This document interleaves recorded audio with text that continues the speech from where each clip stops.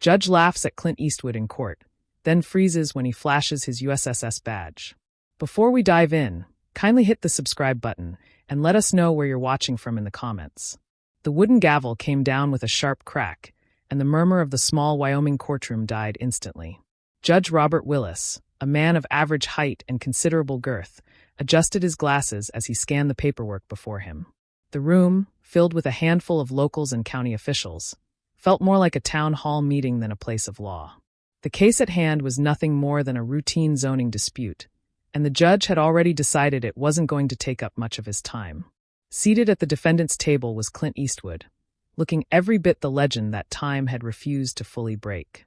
His lined face bore the scars of a life lived hard, and his pale blue eyes held the kind of intensity that didn't need raising a voice to command attention.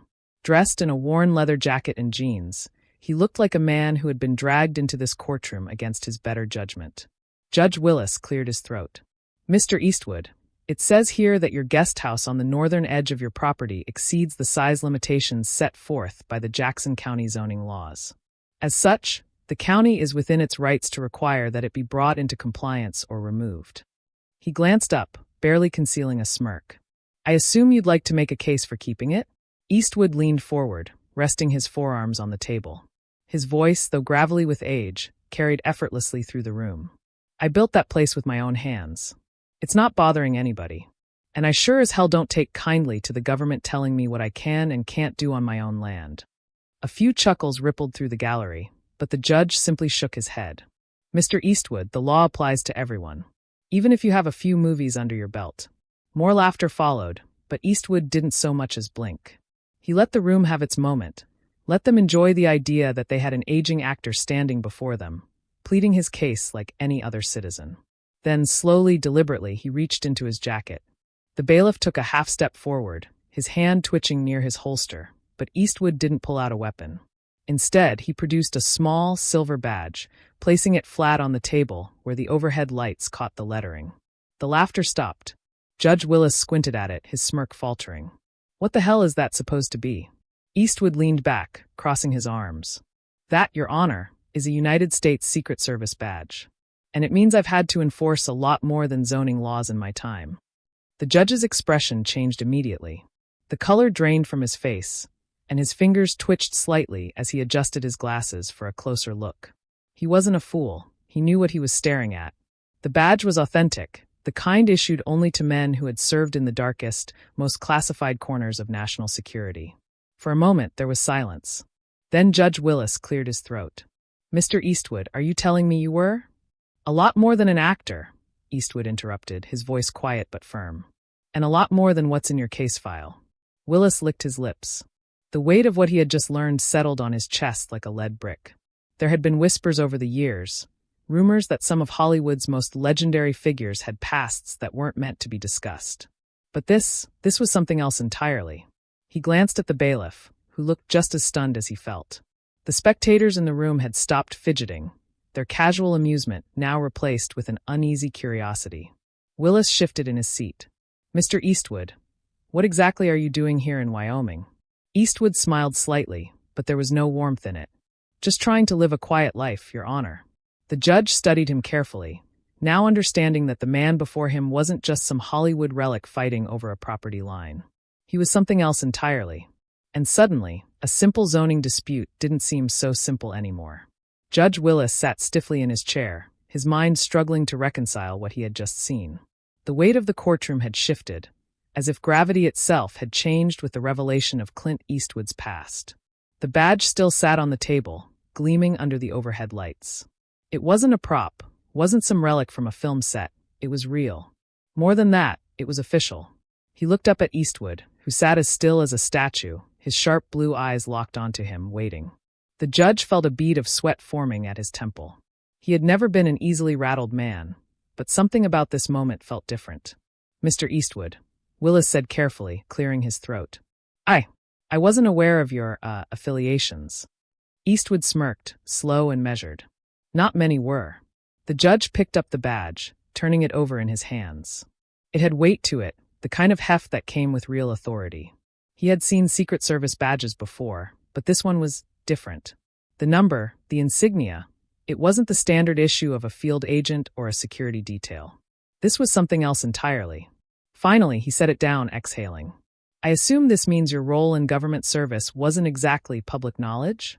Eastwood leaned forward slightly, his expression unreadable. You could say that. The judge studied him, feeling a strange mixture of curiosity and unease. I'll admit, I've heard rumors over the years about certain people.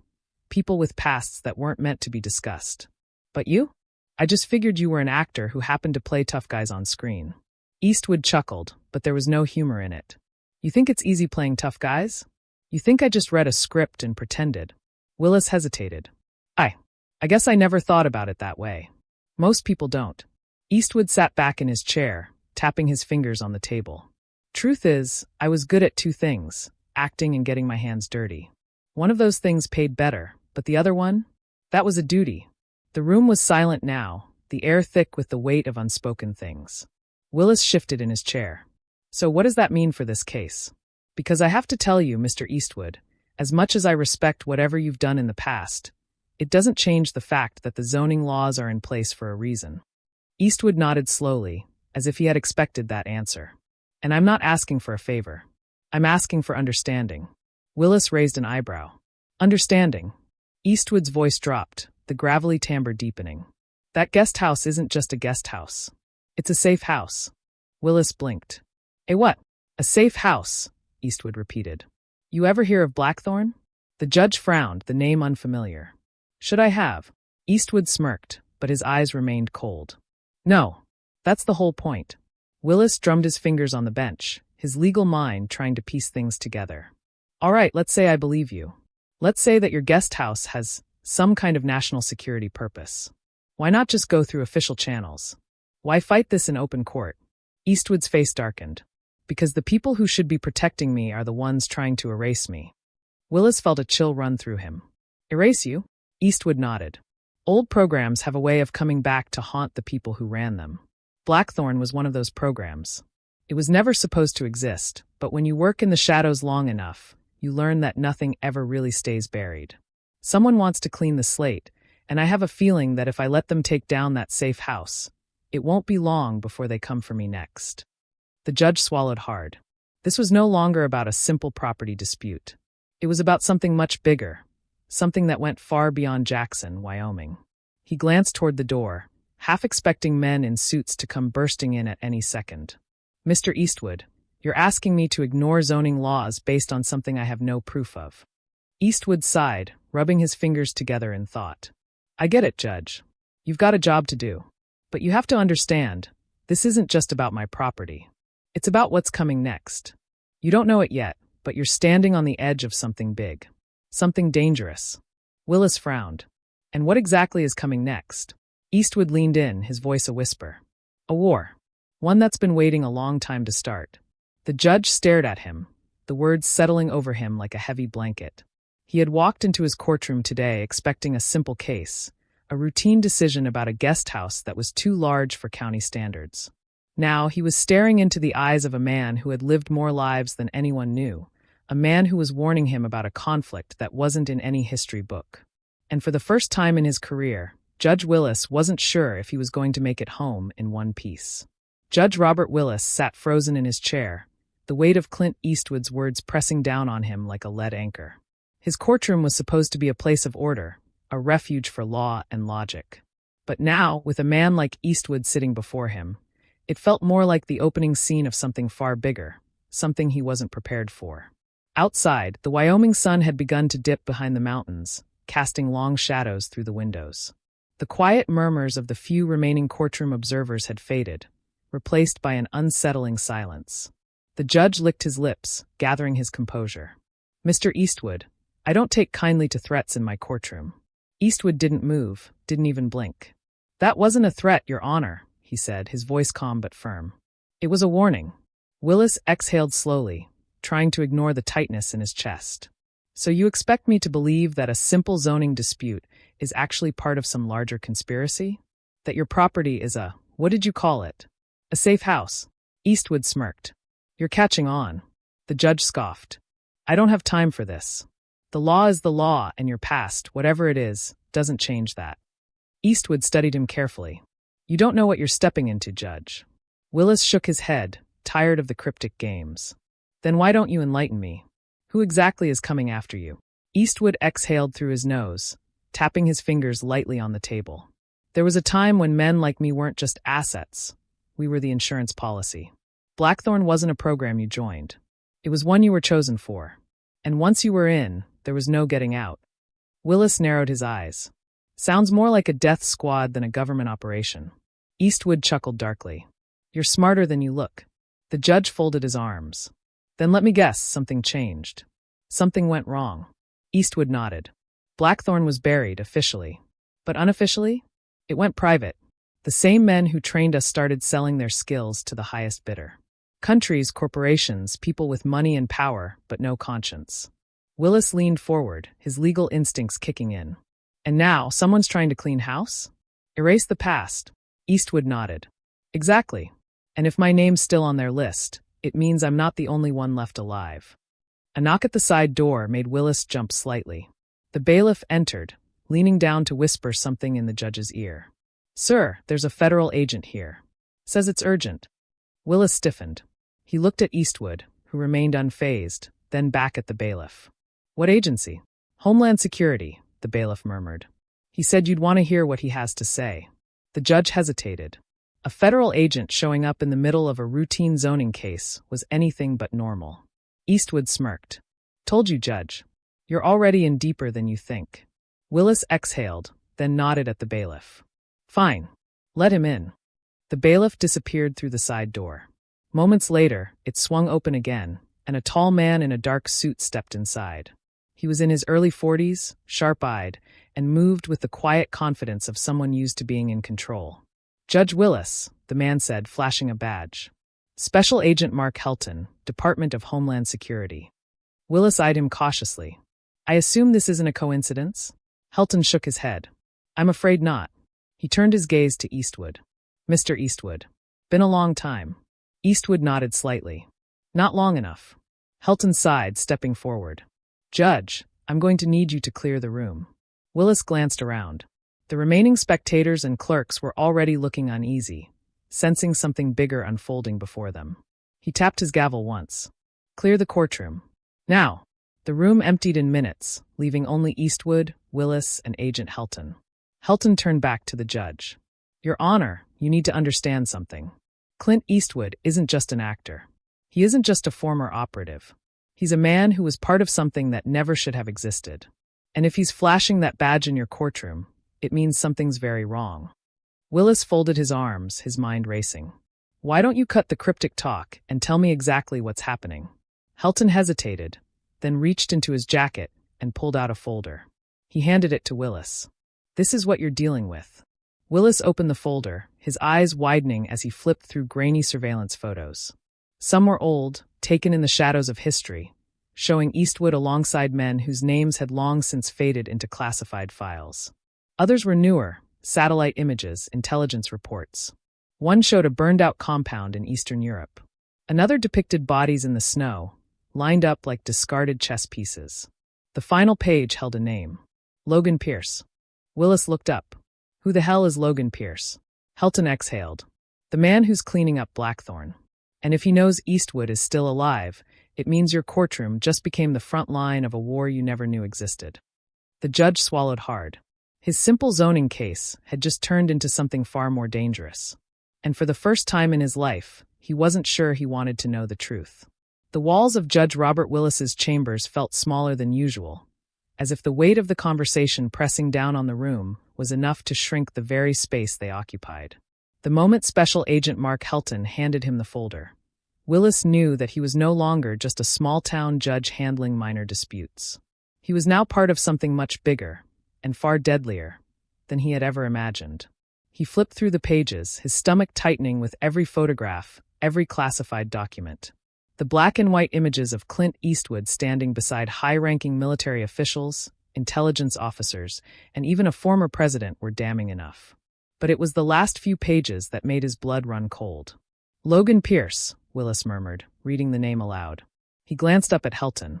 Who is he? Helton sighed, running a hand over his clean-shaven jaw. Pierce was a ghost, just like Eastwood. A top-tier operative, recruited into Blackthorn when it was still under the umbrella of unofficial government business. He was one of the best, until he wasn't. Something changed. We don't know if it was greed, ideology, or something personal, but when Blackthorn was officially dismantled, Pierce didn't disappear like the others. He went private. Willis frowned. Private? You mean mercenary work? Helton nodded grimly. Worse. He built an empire out of selling classified intelligence and high-end contract work. Political assassinations, corporate warfare, covert destabilization. You name it, he's done it. And now, for reasons we don't fully understand yet, he's erasing Blackthorn's history, starting with the people who were part of it. Willis glanced at Eastwood, who had remained silent through most of the exchange. He sat in his chair, arms crossed, unreadable. Finally, the judge turned back to Helton. And you think Eastwood is on that list? Helton chuckled dryly. Judge, Eastwood isn't just on the list, he's at the top of it. Willis exhaled sharply and rubbed his temples. Jesus Christ. Eastwood finally spoke, his voice as steady as ever. Why now? Helton glanced at him. That's what we're trying to figure out. Blackthorn was buried deep. There was no reason to dig it up, unless... He hesitated, then leaned against the desk. Unless someone is trying to reclaim it. Willis frowned. Reclaim it? You mean restart the program? Helton nodded. Think about it. Blackthorn was one of the most effective, albeit illegal, covert operations in modern history. No bureaucracy, no oversight. Just highly trained operatives eliminating threats before they even became threats. If someone wanted to bring that back under private control, the first thing they'd need to do is eliminate anyone who could expose them. Willis looked at Eastwood. And that's why you built that safe house. Eastwood smirked slightly. I always knew the past might come knocking. Just didn't expect it to come with this much firepower. The judge let out a dry chuckle, though there was no humor in it. So what now? You expecting me to just drop the zoning case and pretend none of this happened? Helton shook his head. I don't care about the zoning dispute, Judge. But if you throw Eastwood under the bus, you're giving Pierce exactly what he wants. He's watching. He has ears in places you wouldn't expect. If this court rules against Eastwood and forces him to vacate that property, it'll make him vulnerable. And that's when they'll strike. Willis sighed. He had spent his life believing in the law, in rules and order. But this was something else entirely. He glanced between the two men. And what happens if I play along? If I let him keep his so-called safe house? Eastwood answered first. Then you live a little longer. Willis narrowed his eyes. That's supposed to be reassuring? Eastwood gave him a slow, measured look. It's supposed to be the truth. The judge leaned back in his chair, drumming his fingers on the desk. I have half a mind to recuse myself from this case altogether. Helton's face darkened. That won't help. If you step away now, someone else will take over, someone who won't have the benefit of this conversation. And if they rule against Eastwood, this whole town could become a battleground before the week is out. Willis swallowed hard. He had never been a man to shy away from difficult decisions, but this wasn't just difficult, it was terrifying. Finally, he exhaled. All right, he said, voice quieter than before. Let's say I don't throw Eastwood to the wolves. What's stopping them from coming after me next? Helton exchanged a glance with Eastwood before replying. Nothing. Willis felt his stomach tighten. Eastwood leaned forward. The difference is, now you know they're coming. That means you can prepare. Willis let out a slow, shaky breath. And if I say no? Eastwood didn't answer. Helton did. Then you'll be the next name on the list, Judge. And no one will ever know why. Silence filled the chamber. Willis glanced down at the folder, at the images of dead men, of places that no longer existed, of an organization that had been erased from history. For the first time in his life, he realized the law wouldn't protect him. And for the first time in his life, he was afraid. The sun had nearly set by the time Judge Robert Willis pulled into his driveway. The long, winding road leading to his modest Wyoming home was usually a source of comfort, a retreat from the stress of courtrooms and paperwork. But tonight it felt exposed, vulnerable. As he cut the engine and stepped out, the crisp mountain air did little to calm his nerves. The events of the day replayed in his mind like a bad dream. Clint Eastwood wasn't just some aging Hollywood legend fighting a petty zoning dispute. He was a man with a past so dark and classified that the federal government had long since buried it. And now someone was unearthing it, piece by piece, starting with the men who had lived it. And somehow he had stumbled right into the middle of it. A voice cut through the silence. "Judge!" Willis jumped, his heart hammering in his chest. He turned to see Eastwood leaning against the side of his porch, arms crossed, the brim of his weathered hat casting a shadow over his eyes. The old man looked as if he had been there for hours, waiting. "Damn it, Eastwood," Willis muttered, clutching his chest. "You trying to give me a heart attack?" Eastwood smirked. "If that scared you, Judge, you're not ready for what's coming next." Willis let out a slow breath, rubbing his temples. "I should arrest you for trespassing." "You could try," Eastwood said, pushing off the porch and stepping closer. "But right now, I'm the only thing standing between you and the people who'd rather see you 6 feet under." The judge studied him carefully. "That's supposed to make me feel better?" Eastwood's smirk faded. "No, it's supposed to make you listen." Willis sighed and motioned toward the house. "Fine. Come inside. But if you're going to drop another bombshell on me, at least let me have a drink first." Inside, Willis poured himself a stiff glass of whiskey and gestured toward Eastwood, who shook his head. "Never drink when I'm expecting trouble," Eastwood said, settling into a chair. "That a habit from your other career?" Willis asked, taking a long sip. Eastwood nodded. "Let's just say it's kept me alive longer than most." Willis exhaled and leaned against the counter. "All right, Clint. Start talking. You've already made it clear that this whole thing is bigger than a zoning dispute. And after what Helton showed me today, I'm inclined to believe you. But what I don't get is, why now? Why Wyoming? Why me?" Eastwood drummed his fingers on the armrest of his chair, thinking. Blackthorn was buried for a reason. Too dangerous, too unpredictable. The kind of program that made enemies. Someone wants it back. And they're willing to kill to make sure the people who ran it, people like me, aren't around to stop them. Willis set his glass down. "Okay, but where do I fit into this?" Eastwood's eyes flicked up, sharp as ever. "Because you made a mistake, Judge. You laughed at the wrong man in the wrong courtroom. That told them you didn't know who I was. And that made you the perfect pawn." Willis frowned. "Pawn for what?" Eastwood leaned forward, his voice quieter now. "Pierce is testing me. He wanted to see how I'd react. See if I'd fight back or lie down and die. He's watching. Listening. And if I had just rolled over and accepted your ruling, he'd know I was weak." Willis let out a dry laugh. "And instead, I'm now caught in some covert war I didn't even know existed?" "That about sums it up," Eastwood said. The judge rubbed his face. "Jesus Christ. What the hell do I do now?" Eastwood stood, adjusting his jacket. "For now, keep your doors locked, Judge. Keep your windows covered. And if you see something that doesn't feel right, trust your gut and don't hesitate." Willis swallowed hard. "That bad?" Eastwood gave him a long look. "Worse." A tense silence settled over the room. Willis felt the weight of it pressing on his chest. Then, from outside, a sudden click. Eastwood moved before Willis even had time to process it. In one fluid motion, he grabbed the judge and yanked him to the ground just as the front window exploded. Glass rained down as a bullet buried itself into the wall behind them. Willis's ears rang from the sudden impact. His breath came fast and shallow. "What the hell?" Eastwood was already moving. He rolled to the side, drawing a pistol from inside his jacket. He peered through the shattered window, scanning the darkened landscape beyond. Another shot rang out, hitting the floor just inches from Willis's outstretched hand. He scrambled back, heart pounding. "Stay down," Eastwood barked. The judge barely had time to comply before Eastwood returned fire. 3 shots, precise, controlled.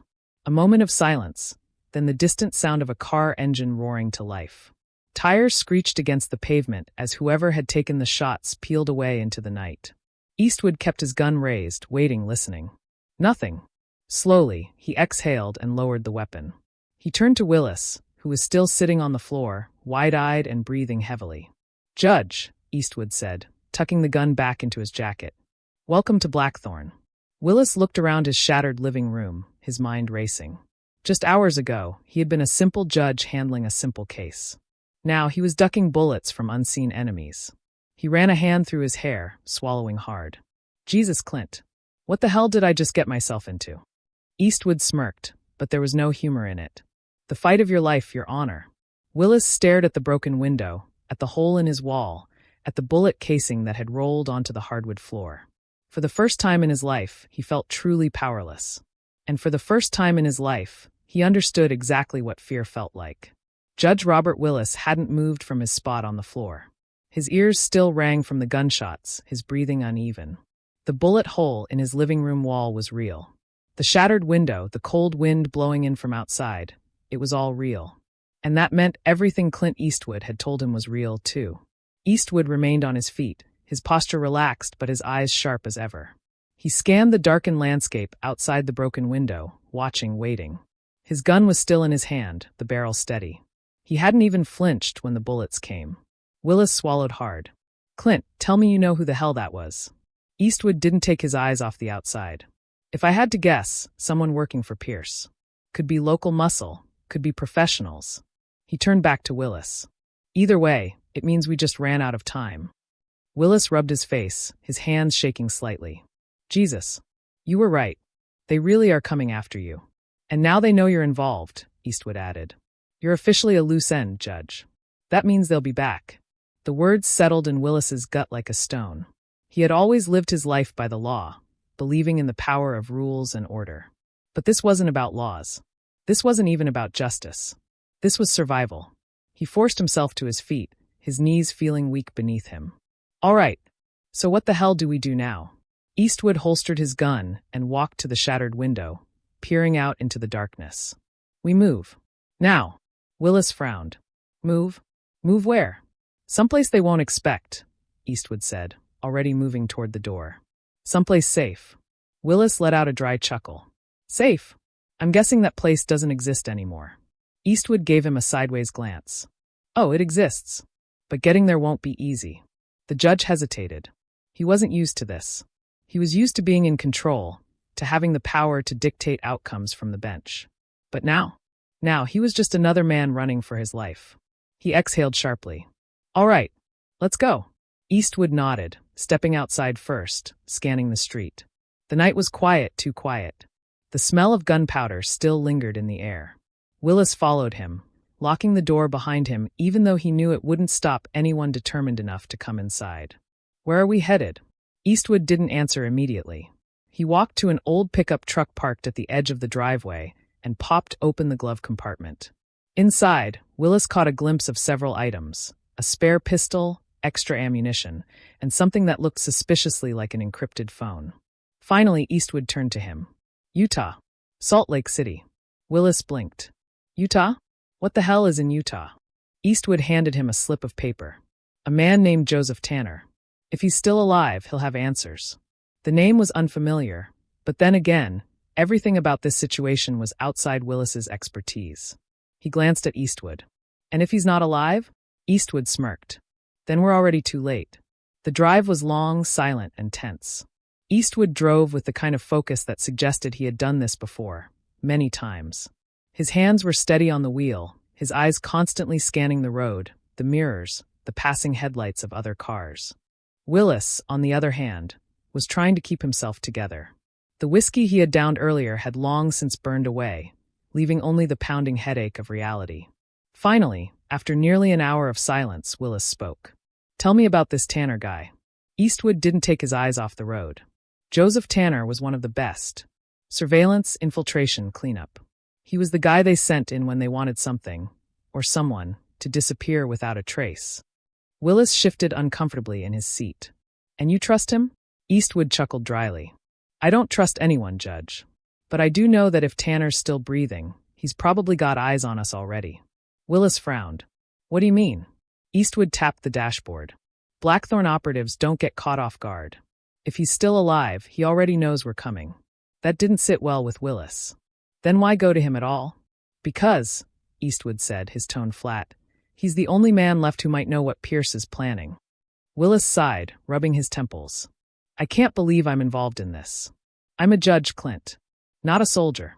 Eastwood glanced at him. "You're breathing, aren't you?" Willis narrowed his eyes. "What the hell is that supposed to mean?" Eastwood smirked. "It means you're in the fight whether you like it or not." The judge exhaled sharply, shaking his head. "This is insane. Yesterday, I was worried about property lines.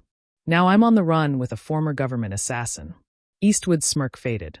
"You think this is just about me? About Blackthorn?" "Judge, you don't know how deep this goes. Pierce isn't just cleaning up the past. He's setting the stage for something else. Something bigger." Willis frowned. "Like what?" Eastwood tightened his grip on the wheel. "That's what we're about to find out." Miles behind them, a black SUV cruised down the same highway, keeping its distance. Inside, a man in a dark suit watched the tail lights of Eastwood's truck through tinted windows. He picked up a phone, pressing a single button. "They're moving," he said, his voice calm, professional. The response came almost immediately, a cold voice on the other end.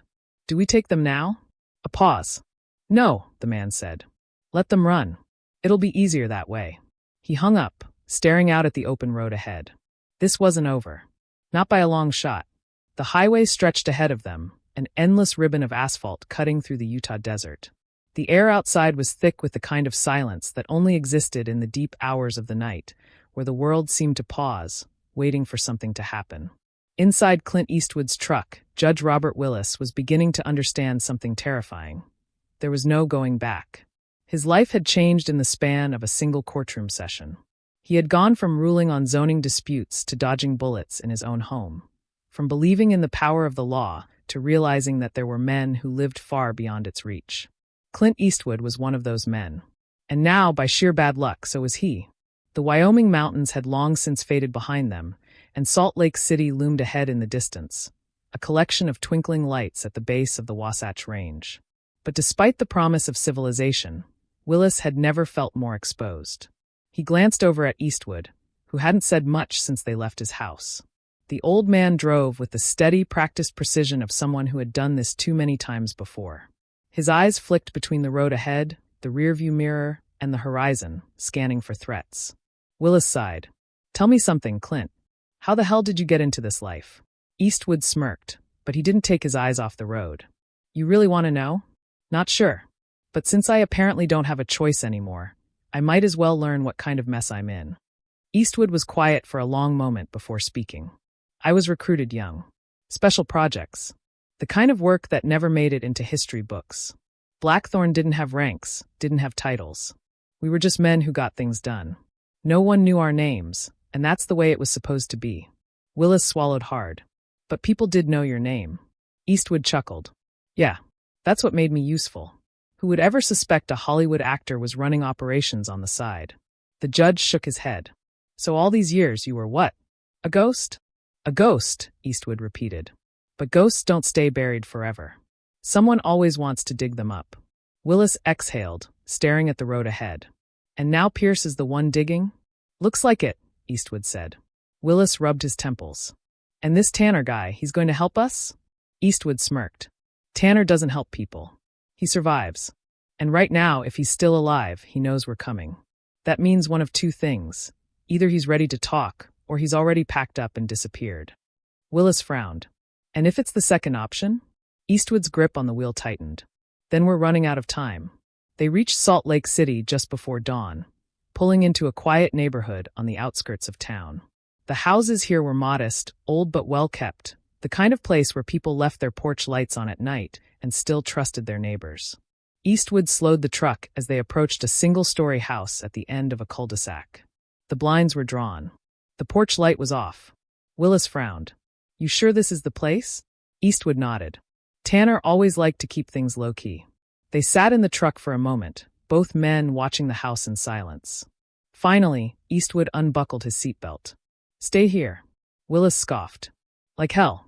I'm not just going to sit here while you go knocking on the door of a trained killer." Eastwood gave him a sideways glance. "Suit yourself." They stepped out of the truck, moving cautiously up the walkway. Eastwood knocked twice, firm but not aggressive. No answer. He knocked again. Still nothing. Willis shifted uneasily. "Maybe he's not home." Eastwood shook his head. "He's home." Willis frowned. "How do you?" A click sounded from behind them. "Hands where I can see them." Willis's breath caught in his throat. The voice was quiet, controlled, and unmistakably dangerous. Eastwood, to his credit, didn't even flinch. "Hello, Tanner." Slowly, they turned. Standing in the driveway was a man in his 60s, wiry but strong, with sharp green eyes that never stopped moving. He held a shotgun at hip level, relaxed but ready. "Clint," Tanner said, his voice carrying the weight of a man who had seen too much. "You've got some damn nerve showing up here." Eastwood smirked. "That's what people keep telling me." Tanner's eyes flicked to Willis. "And who's the suit?" "Judge Robert Willis," Eastwood said. "He got pulled into this by accident." Tanner let out a dry chuckle. "Bad luck, Judge." Real bad luck. Willis exhaled. Yeah, I'm starting to figure that out. Tanner studied them both for a moment, then sighed. Fine. Get inside. But if this is a setup, I put you both in the ground. Eastwood smirked. You can try. The inside of Tanner's home was exactly what Willis had expected. Practically bare, no family photos, no personal touches. Just a couch, a table, and a few chairs. The walls were plain, the windows double-shielded. This wasn't a home. It was a hideout. Tanner set the shotgun down on the table and poured himself a drink. So, Clint, you going to tell me why the hell you're here? Eastwood sat down, resting his elbows on his knees. Blackthorn's back. Tanner's face twitched slightly, but he didn't react otherwise. He took a slow sip of his drink before answering. That's not funny, Clint. Not a joke, Eastwood said. Someone's tying up loose ends. I'm still breathing, which means they're still hunting. Tanner exhaled through his nose, shaking his head. Damn it. I should have seen this coming. A few weeks ago, I noticed some unusual activity. Encrypted messages bouncing around old channels. Thought it was just noise, but now. He turned to Eastwood. You're sure they're hunting us? Eastwood nodded. Took a couple of shots at the judge last night. Tanner whistled. Hell of a way to get introduced to the game. Willis folded his arms. I don't consider being shot at part of any game. Tanner smirked. Then you'd better learn quick, Your Honor. Because you're in it now. The room went quiet. Finally, Eastwood spoke. Pierce is the one pulling the strings, isn't he? Tanner didn't answer right away. He took another sip of his drink, then set the glass down. Yeah, and if he knows we're talking right now, we don't have much time. A sudden noise outside, gravel crunching under tires. Tanner's expression darkened. Damn it. Too late. Eastwood moved first, grabbing his gun. They found us. Willis felt his stomach drop. Jesus. What do we do? Tanner chambered a round in his shotgun. We fight. Outside, black SUVs rolled to a stop. The doors opened. Men in tactical gear stepped out, their weapons drawn. The hunt had just become a war. The silence before the storm stretched thin, charged with a tension so thick it felt suffocating. Outside, the SUVs had come to a complete stop, their tinted windows reflecting the dim light from the street lamp. The engines hummed quietly, idling like predators waiting for the perfect moment to strike. Inside the house, Clint Eastwood moved like a man who had done this before, too many times to count. His gun was already in his hand, held low but ready. He glanced at Tanner, who had positioned himself near the front window, shotgun pressed against his shoulder. Judge Robert Willis, on the other hand, was frozen. His heart hammered in his chest, his breath coming shallow and uneven. He had spent years in courtrooms, delivering sentences, making decisions that affected people's lives. But this was something else. He wasn't just presiding over fate anymore. He was in it. Tanner spoke first, his voice low and sharp. They haven't moved yet. Could be there waiting for us to make the first mistake. Eastwood nodded. Pierce's men don't rush. They calculate. They study. Then they strike. Willis swallowed hard. So what the hell do we do? Eastwood glanced at him, his voice calm. We make sure they regret showing up. Tanner chuckled dryly. Still got that cowboy attitude, huh? Eastwood smirked but didn't respond. He turned back to the window, watching. The men outside were moving now, slow, methodical. Black combat gear. Suppressed weapons. No markings. Tanner muttered, professionals. Eastwood exhaled through his nose. Yeah, but that doesn't mean they're better than us. Tanner tightened his grip on the shotgun. Hope you're right, Clint. Because we're about to find out. A sudden thud against the front door made Willis flinch. It wasn't a knock. It was a test, checking to see if the door was reinforced. Then from outside, a deep voice. Eastwood, we know you're in there. Let's not make this messy. Willis felt a chill run down his spine. The voice was calm. Too calm. Eastwood didn't flinch. They always say that before things get messy, he muttered. Tanner smirked. Guess we should oblige them then, huh? Before Willis could react, Tanner raised his shotgun and fired through the front window. The boom was deafening in the small house. Glass shattered outward, and a sharp cry of pain followed. The first hit. Then all hell broke loose. Gunfire erupted, suppressed rounds punching into the walls, tearing through furniture, kicking up dust and splinters. The quiet house was now a war zone. Eastwood moved fast, ducking low and returning fire with precise, controlled shots. One bullet found its mark. One of the men outside dropped with a strangled gasp. Willis hit the floor, covering his head. Jesus Christ. Tanner reloaded, grinning. Welcome to the real world, Judge. Another round of shots slammed into the house, and Eastwood grabbed Willis by the collar, yanking him toward the back. We can't stay pinned down here. Time to move. Willis stumbled after him, adrenaline flooding his system. Where the hell are we going? Out, Eastwood said simply. Tanner nodded, firing off another shot before following. Yeah, before they send in something heavier. As if on cue, a loud metallic clank sounded outside. Tanner cursed. Grenade! Eastwood moved faster than a man his age had any right to. He grabbed the judge and shoved him toward the back hallway just as an explosion ripped through the front of the house. The shockwave sent debris flying, knocking furniture over, blowing out the rest of the windows. Willis hit the ground hard, his ears ringing. For a moment, everything was just noise and chaos. Then Eastwood's voice cut through it. Get up, Judge. We're not dead yet. Willis forced himself to his feet, his legs unsteady. Jesus. They're serious. Tanner dusted himself off, coughing. Yeah, no shit. Eastwood reloaded. Time to go. We take the back exit. Willis hesitated. And go where? Eastwood gave him a look. Anywhere but here. They burst through the back door, moving fast. The alley behind the house was empty for now, but that wouldn't last. Eastwood led the way, cutting through narrow passageways, his instincts guiding him. Tanner followed, shotgun still raised. Willis stumbled behind them, his breath coming in gasps. You two do this often? Tanner chuckled. More than we'd like. A sudden shout behind them. They're running. More gunfire. Bullets cracked past them, ricocheting off brick and metal. Eastwood spun, took 2 quick shots. One of their pursuers went down, the other dove for cover. Keep moving. They cut through another alley, then another. The city streets were still mostly empty. Too early for people to be out, too late for anyone to notice what was happening in the shadows. Finally, Eastwood spotted what he was looking for. An old, beat-up sedan parked near a side street. He yanked the door handle. Locked. Tanner stepped forward, pulled a knife from his belt, and popped the lock in seconds. Old habits die hard, he muttered. Eastwood slid into the driver's seat. Get in. Willis hesitated. You steal cars, too? Tanner laughed. Judge, I think you're starting to get it. Willis muttered something under his breath, but climbed in anyway. At this point, arguing seemed pointless. Eastwood started the car just as more figures appeared at the far end of the alley. Hold on. He floored the gas. The sedan lurched forward, tires screeching as they peeled away. Gunshots followed, but the car was already disappearing into the early morning haze.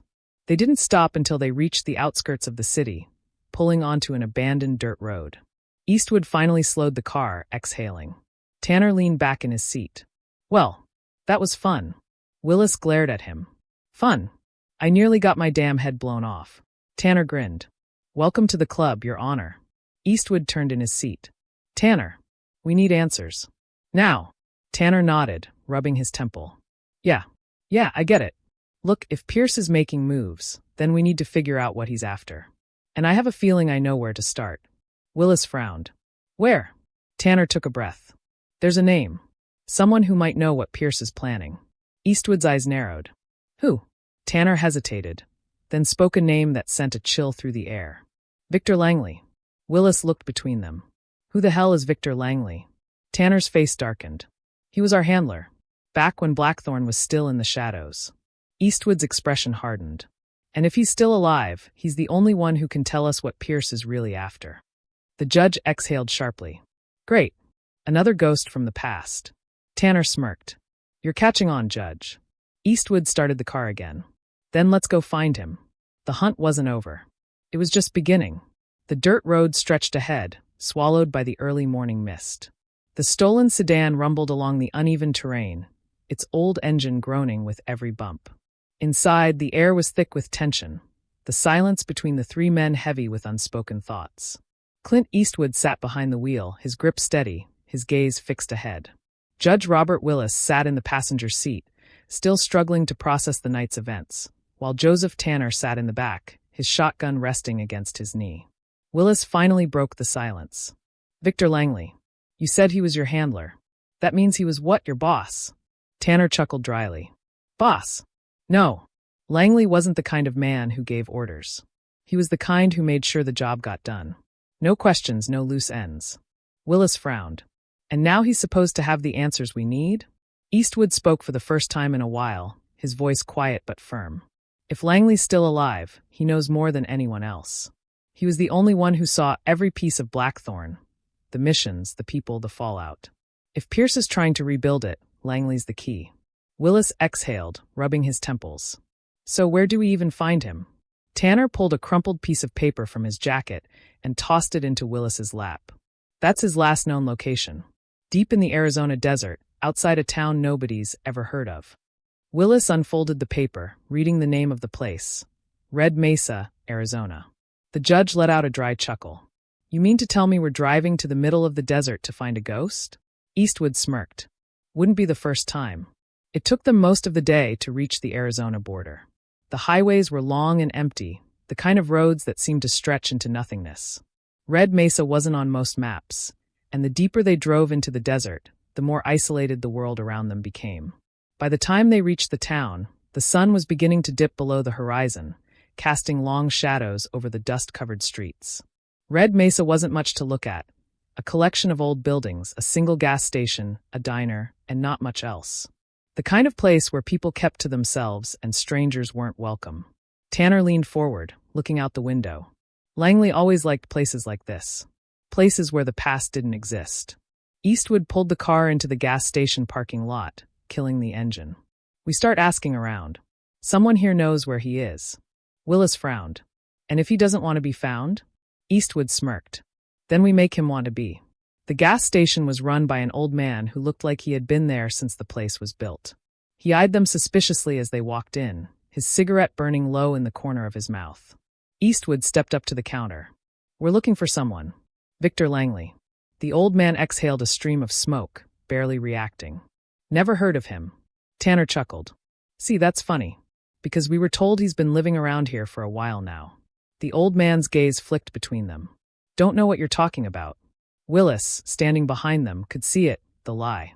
The man knew something. He was hiding it. Eastwood sighed. Listen, friend. We're not here to cause trouble.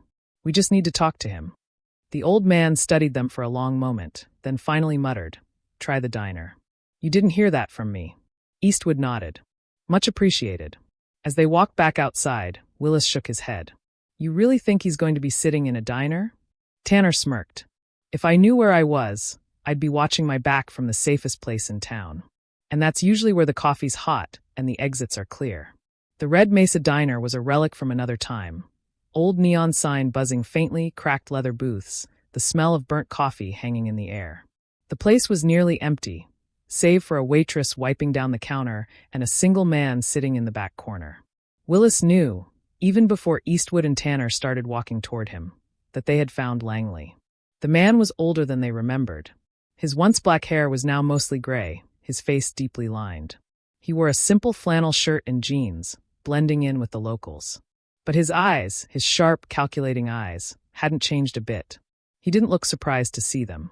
He just sighed and took a sip of his coffee. I was wondering when you'd show up.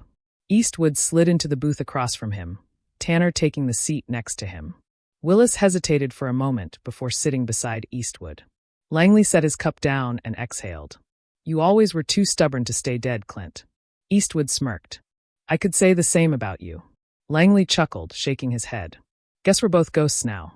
Tanner leaned forward. We need answers, Langley. Pierce is making moves. He's hunting us. Langley's expression darkened. He glanced toward the waitress, then back at them. Not here. Eastwood nodded. Then where? Langley stood, tossing a few bills on the table. Follow me. Langley led them behind the diner, down a dirt path that led to a small trailer sitting on the edge of town. He opened the door and stepped inside, motioning for them to follow. The inside was small but clean, filled with old maps, files, and a single rifle leaning against the wall. Langley sat down heavily in a chair, rubbing his temples. So, he said, you want to know what Pierce is up to? Eastwood nodded. We need to know how far he's willing to go. Langley exhaled. Pierce isn't just cleaning up Blackthorn's past. He's rebuilding it. Willis frowned. I thought Blackthorn was buried.